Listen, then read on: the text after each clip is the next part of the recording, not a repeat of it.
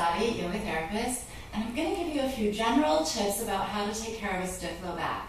If I just had one tip for you, it would be this. So finding a modified squat. I'm sitting on a block, you might be higher. Get your back to the wall until you feel like your lower back is releasing. But say you wake up in the morning and your low back is stiff.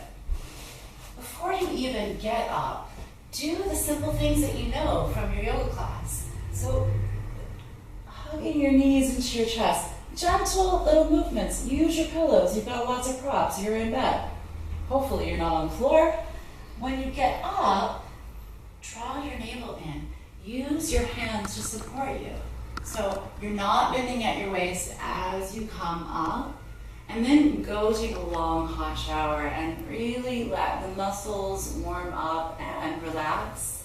And then when you go to your yoga class, and do go to your yoga class, you might have to modify. So I'm using my hands on my thighs as I come up and down. I'm lifting my navel as I come up and down.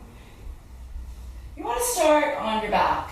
So if you don't have props, the feet wide, the knees knock in. It just takes the pressure off of the lower back.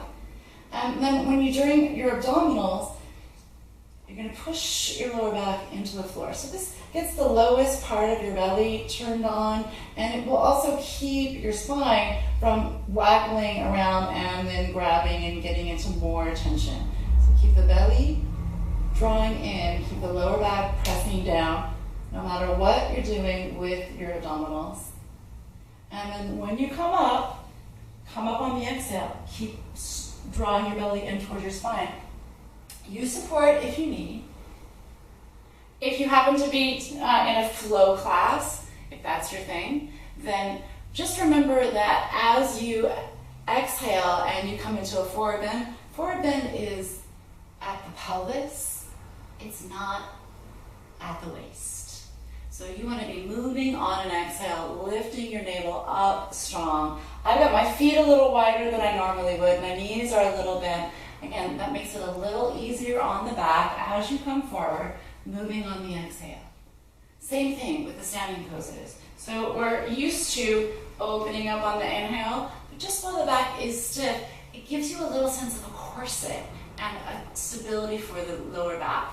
If you're in your standing pose and it feels like your low back is compressed, tip your pelvis a little bit. My spine is long. My spine is neutral. I've just let my pelvis come forward so that my warrior one doesn't compress my low back. So the same thing, when you come into your back bends, the more I'm trying to open up my chest, the more I've got to use my lower belly so it doesn't end up in my lower back. So the bigger the back bend, the stronger the core. And then when you come to your finishing poses, stretches at the end of class, for now, do them on your back. It will keep any sense of strain from returning to your low back. You'll get the range of motion and opening that you want without any further strain on the back. And then for Shavasana, just take your feet wide, let your knees knock in. That will take the pressure off the lower back. Maybe take your hands to your lower belly. And then as you get up and you move about your day, move about your day. So the back will get stiff the more you're still. So whether you're sitting in an office, doesn't matter what you're doing, just simple movements will keep your back from locking up. If these tips aren't enough, if this doesn't work after a few days, then you need to see someone who specializes in low back care. And whether that's a doctor, a yoga therapist, someone who can look at you and give you specific tips for what you need. There's no reason to live with low back pain. Namaste.